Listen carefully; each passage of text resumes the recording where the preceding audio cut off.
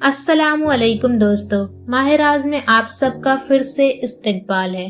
पिछले एपिसोड में नूर और अरहम के सामने एक नया राज आया था।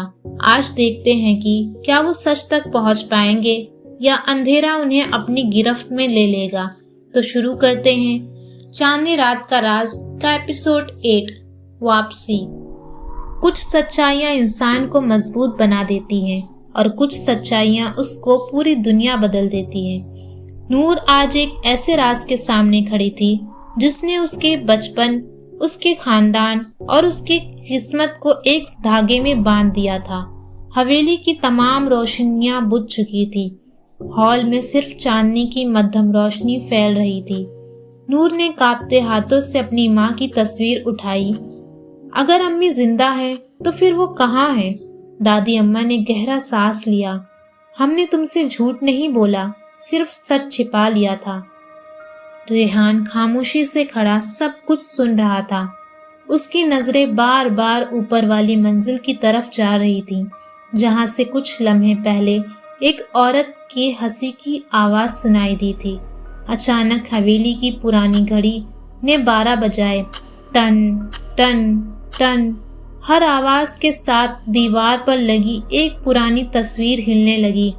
अरहम आगे बढ़ा और तस्वीर को हटाया। उसके पीछे एक खुफिया दरवाजा मौजूद था।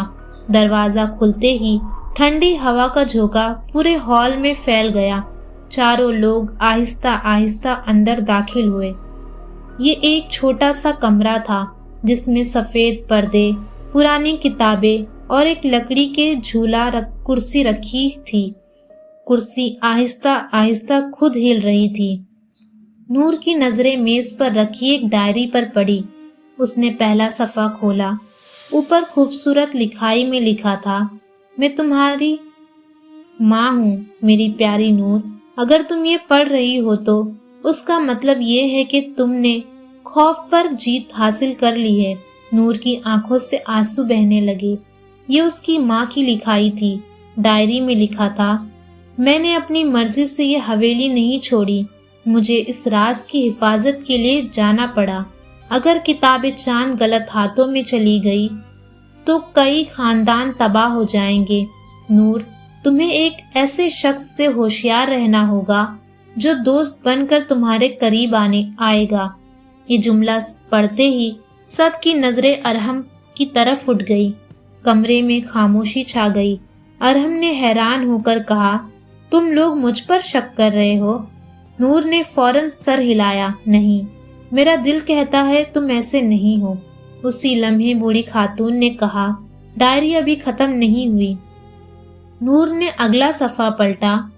सिर्फ एक जुमला लिखा था, धोखा अरहम नहीं देगा बल्कि वो शख्स देगा जिस पर तुम सबसे ज्यादा भरोसा करोगी। अचानक ऊपर से किसी चीज के गिरने की जोरदार आवाज आई। सब लोग भागते हुए बाहर निकले। हवेली के मरकजी दरवाजे पर एक स्याह लिफाफा पड़ा था। लिफाफे पर सुर्ख स्याही से लिखा था, 5वीं चांदनी रात शुरू हो चुकी है, सिर्फ 3 रातें बाकी हैं। नूर ने लिफाफा खोला। अंदर एक पुरानी तस्वीर थी। तस्वीर में एक औरत सफेद लिबास में खड़ी थी। उसके साथ एक छोटी बच्ची थी और वो बच्ची कोई और नहीं बल्कि नूर थी। तस्वीर के पीछे एक जुमला लिखा था, अगर अपनी माँ से मिलना चाहती हो तो आधी रात को पुरानी मस्जिद के कुएं पर आना, अकेले। नूर तस्वीर को देखती रह गई। अरहम ने उसकी तरफ देखा और आहिस्ता से कहा, ये एक जाल भी हो सकता है। लेकिन नूर के दिल में बरसों से दबी एक ख्वाहिश जाग चुकी थी। उसने फैसला कर लिया, वो जाएगी। दूर कहीं बादल गरजे, चांद बादलों में छिप गया और हवेली के सहन में खड़ा एक स्याह साया खामोशी से मुस्कुरा दिया। हर जवाब एक नया सवाल पैदा कर रहा है। अंजाम क्या होगा, ये जानने के लिए जुड़े रहिए माह राज के साथ। मिलते हैं एपिसोड 9 में। अल्लाह हाफिज।